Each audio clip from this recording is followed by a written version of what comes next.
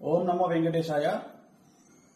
So ఎన్నికల ఫలితాల గురించి దేశవ్యాప్తంగా మరియు ఆంధ్రప్రదేశ్ రాష్ట్రానికి సంబంధించి నేను ఇచ్చినటువంటి ప్రిడిక్షన్లో నేను నరేంద్ర మోడీ గారి ప్రభావం తగ్గుతుంది అని చెప్పడం జరిగింది. అలాగే ఆంధ్రాలో జగన్మోహన్ రెడ్డి గారు గెలుస్తారు అని చెప్పడం జరిగింది.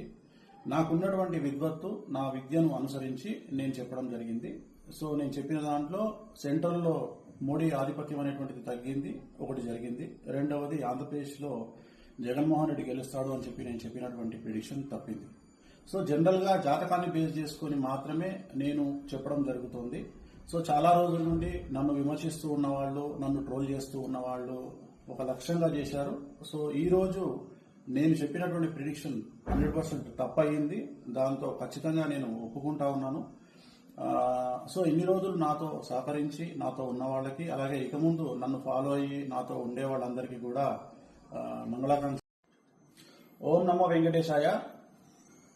సో ఎన్నికల ఫలితాల గురించి దేశవ్యాప్తంగా మరియు ఆంధ్రప్రదేశ్ రాష్ట్రానికి సంబంధించి నేను ఇచ్చినటువంటి ప్రిడిక్షన్లో నేను నరేంద్ర మోడీ గారి ప్రభావం తగ్గుతుంది అని చెప్పడం జరిగింది. అలాగే ఆంధ్రాలో జగన్మోహన్ రెడ్డి గారు గెలుస్తారు అని చెప్పడం జరిగింది.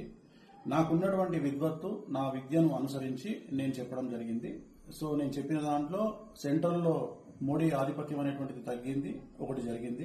రెండవది ఆంధ్రప్రదేశ్లో జగన్మోహన్ రెడ్డి గెలుస్తాడు అని నేను చెప్పినటువంటి ప్రిడిక్షన్ తప్పింది. సో జనరల్ గా జాతకాన్ని బేస్ చేసుకుని మాత్రమే నేను చెప్పడం జరుగుతుంది. సో చాలా రోజుల నుండి నన్ను విమర్శిస్తూ ఉన్నవాళ్ళు, నన్ను ట్రోల్ చేస్తూ ఉన్నవాళ్ళు ఒక లక్ష్యంగా చేశారు.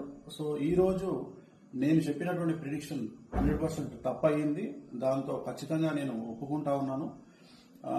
సో ఇన్ని రోజులు నాతో సహకరించి నాతో ఉన్న వాళ్ళకి, అలాగే ఇక ముందు నన్ను ఫాలో అయ్యి నాతో ఉండే వాళ్ళందరికీ కూడా మంగళాకాంక్ష.